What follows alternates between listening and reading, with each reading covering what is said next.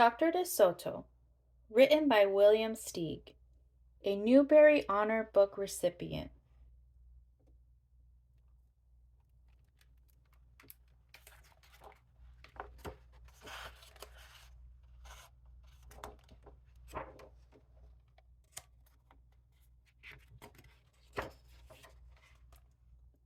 Dr. de Soto, the dentist, did very good work, so he had no end of patients. Those close to his own size, moles, chipmunks, etc., sat in the regular dentist's chair.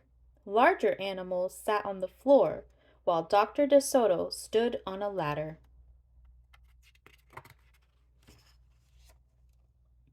For extra large animals, he had a special room. There, Dr. de Soto was hoisted up to the patient's mouth by his assistant, who also happened to be his wife.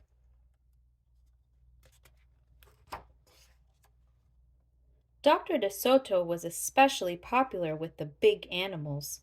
He was able to work inside their mouths, wearing rubbers to keep his feet dry, and his fingers were so delicate and his drill so dainty they could hardly feel any pain. Being a mouse, he refused to treat animals dangerous to mice, and it said so on his sign. When the doorbell rang, he and his wife would look out the window. They wouldn't admit even the most timid-looking cat. Dr. De Soto dentist, cats and other dangerous animals not accepted for treatment.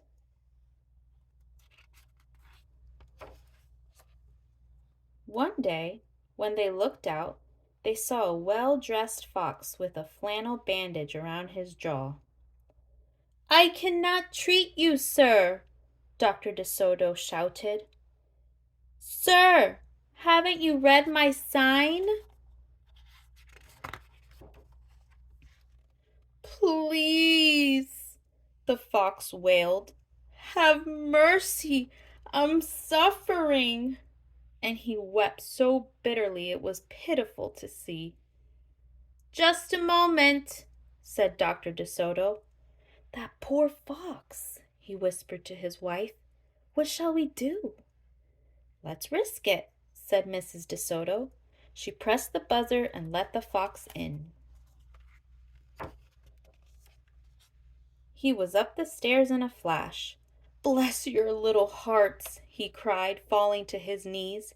"I beg you, do something. My tooth is killing me." "Sit on the floor, sir," said Dr. De Soto, "and remove the bandage, please."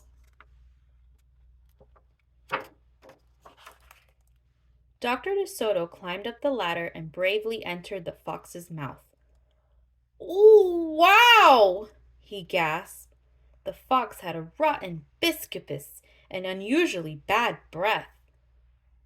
"This tooth will have to come out," Dr. De Soto announced, "but we can make you a new one." "Just stop the pain," whimpered the fox, wiping some tears away. Despite his misery, he realized he had a tasty little morsel in his mouth, and his jaw began to quiver. "Keep open," yelled Dr. De Soto. "Wide open," yelled his wife.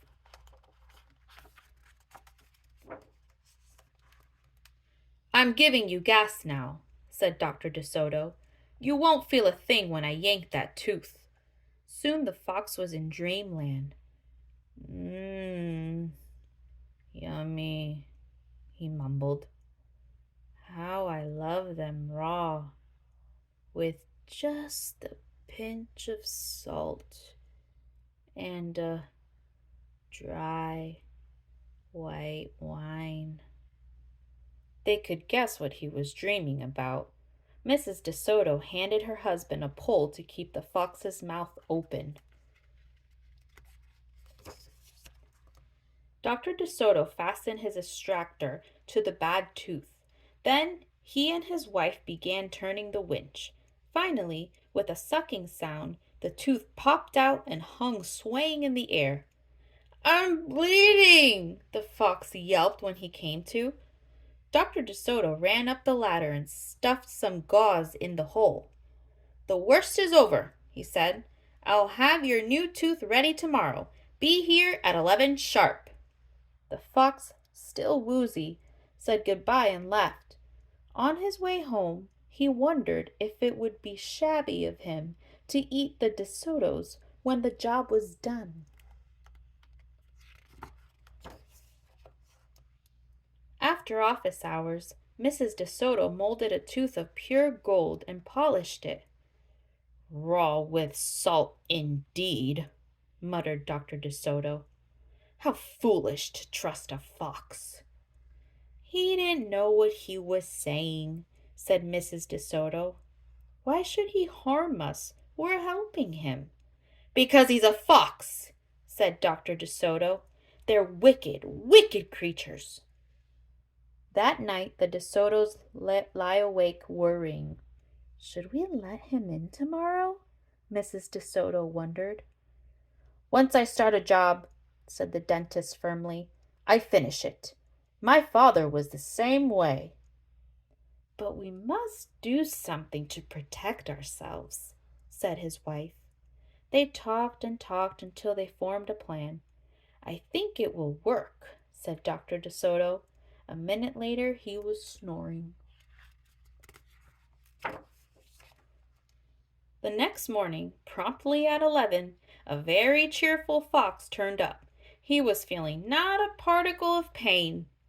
When Dr. De Soto got into his mouth, he snapped it shut for a moment, then opened wide and laughed. "Just a joke," he chortled. "Be serious," said the dentist sharply. "We have work to do." His wife was lugging the heavy tooth up the ladder. "Oh, I love it!" exclaimed the fox. "It's just beautiful." Dr. De Soto set the gold tooth in its socket and hooked it up to the teeth on both sides. The fox caressed the new tooth with his tongue. "My, it feels good," he thought. "I really shouldn't eat them. On the other hand, how can I resist?" "We're not finished," said Dr. De Soto, holding up a large jug. "I have here a remarkable preparation developed only recently by my wife and me. With just one application, you can be rid of toothaches forever. How would you like to be the first one to receive this unique treatment?" "I certainly would," the fox declared. "I'd be honored." He hated any kind of personal pain. "You will never have to see us again," said Dr. De Soto. "No one will see you again," said the fox to himself. He had definitely made up his mind to eat them, with the help of his brand new tooth. Dr. De Soto stepped into the fox's mouth with a bucket of secret formula and proceeded to paint each tooth. He hummed as he worked. Mrs. De Soto stood by on the ladder, pointing out spots he had missed. The fox looked very happy. When the dentist was done, he stepped out. "Now, close your jaws tight," he said, "and keep them closed for a full minute." The fox did as he was told. Then he tried to open his mouth, but his teeth were stuck together. Excuse me, I should have mentioned," said Dr. De Soto. "You won't be able to open your mouth for a day or two. The secret formula must first permeate the dentine. But don't worry the pain ever again." The fox was stunned. He stared at Dr. De Soto, then at his wife. They smiled and waited. All he could do was say, "Thank you very much," through his clenched teeth, and get up and leave. He tried to do so with dignity. Then he stumbled down the stairs in a daze. Dr. De Soto and his assistant had outfoxed the fox. They kissed each other and took the rest of the day off.